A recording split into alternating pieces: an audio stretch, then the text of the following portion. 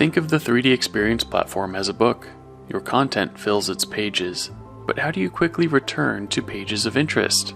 Well, you use bookmarks. On the 3D Experience platform, bookmarks are similar to folders and shortcuts.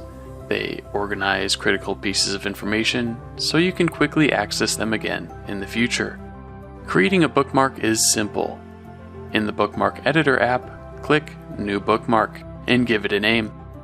Create bookmarks inside of other bookmarks to create an organized structure that makes it easier for you to collaborate with other stakeholders.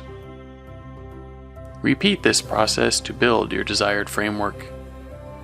Add content to the bookmarks through search or upload directly from your device, and flag frequently accessed bookmarks as favorites so you can access them even faster.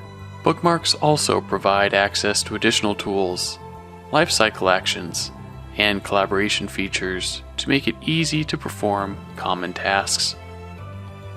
Leverage bookmarks on the 3D Experience platform to expedite your access to critical pieces of information.